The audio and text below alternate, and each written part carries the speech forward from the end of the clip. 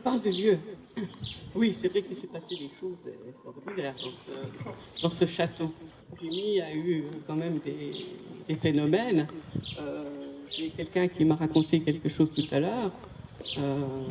Il était là dans ce château, il dormait dans une salle en haut, et il a vu tout d'un coup la couverture descendre tout doucement.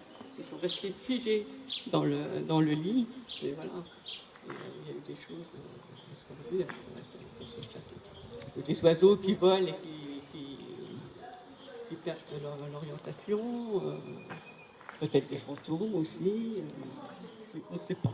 On ne sait pas exactement pourquoi ce château amène ces choses. Et toi, tu as aussi une chose à dire.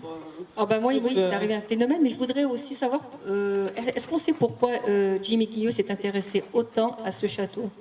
Bon, il connaissait Gérard Couette, le propriétaire, mais pourquoi? Oui, pourquoi?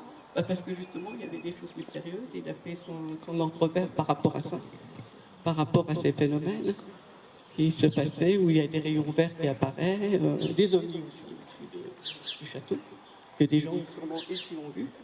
Oui, aussi.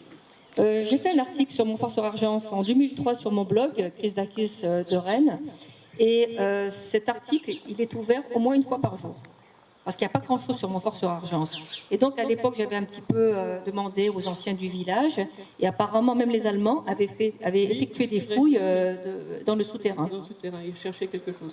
C'est vrai que les Allemands, ils étaient intéressés par ces trésors mystérieux. Même à Rennes, je crois qu'ils sont allés. Ils sont partout, les Allemands. Ils ont été et à un partout, moment oui. donné, on disait comme ça qu'il y avait ici, à Rennes, le château, à Montfort-sur-Argent, le trésor des Templiers aussi.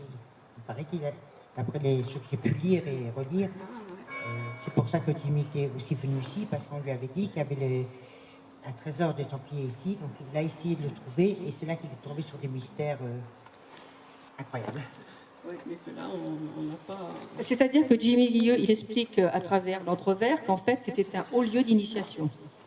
En fait, il y avait une face visible du temple, c'est-à-dire tous les dignitaires officiels, les noms, et ensuite il y avait il y avait un groupe, un cercle de Templiers et ensuite hospitaliers qui n'étaient pas connus, qui n'étaient pas officiellement nommés, mais qui eux continuaient à travailler dans l'ombre.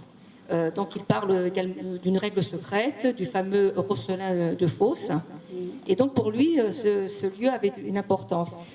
Personnellement, il nous est arrivé un phénomène bizarre. C'était il y a 2 ans, hein, Jean-Luc, 2-3 ans. En fait, mon premier reportage, c'était Montfort-sur-Argence. Et donc je commençais à faire je commençais à parler donc de l'historique du lieu. Et à un moment donné, donc la caméra, elle s'est arrêtée d'un coup. Et ensuite, toutes les photos qui sont sorties, elles étaient vertes. Tu les as envoyées, je l'ai vu. Hein, tu les as vues les photos.